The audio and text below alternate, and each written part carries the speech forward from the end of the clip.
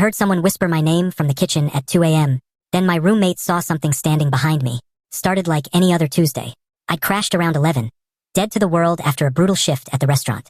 My roommate, Julia, was probably still up, binge-watching some true crime doc in the living room with her headphones on. That's her usual routine. I jolted awake at 2:17 a.m., according to my phone. The kind of awake that feels like a bucket of ice water. And the reason was a sound. A whisper. My name, just 2 syllables, drawn out and soft. Alex. My first thought was obviously a dream. I'd been having a weird one about being lost in a supermarket. I lay there in the dark, listening to my own heartbeat. Our apartment is never truly quiet. There's the constant, low hum from our ancient fridge, the distant whoosh of a car on the wet street outside, the creaks and sighs of an old building settling. But not then. The silence was absolute. A thick, woolen kind of quiet that pressed in on my eardrums.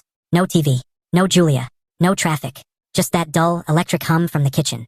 And the air, it felt heavy, stale, like the whole place was holding its breath. Then I heard it again. Alex. It was clearer this time. A hushed, sibilant sound, coming from down the hall. From the kitchen. The hairs on my arms stood up. It didn't sound like it was spoken, more like it was formed out of the silence itself. Julia, I called out, my voice rough with sleep. You messing with me? Nothing. Just that oppressive silence. My heart was starting to thump a frantic rhythm against my ribs. I swung my legs out of bed, the floorboards cold under my bare feet. Each step into the hallway felt like a betrayal. The closer I got to the kitchen, the colder it became. It was a damp, invasive chill that seeped right through my t-shirt. That's when I saw it. The fridge door was open. Not all the way, just a crack. Maybe 3 inches.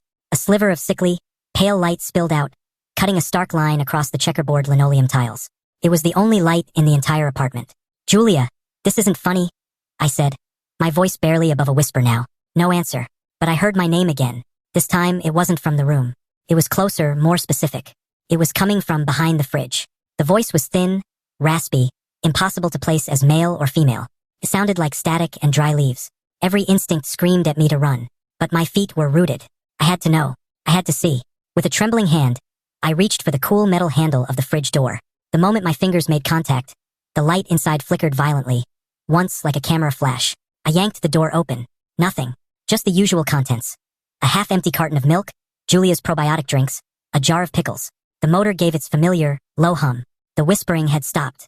The air was still freezing. I stood there for what felt like an eternity, my heart trying to hammer its way out of my throat. I let out a shaky breath I didn't realize I'd been holding. It was just a dream. A weird, waking dream. Stress. It had to be. I started to turn, ready to march back to my room and blame Julia for leaving the fridge open. And I froze. Julia was standing at the far end of the hallway, right by her bedroom door. She was barefoot in her oversized sleep token t-shirt. Her phone was in her hand,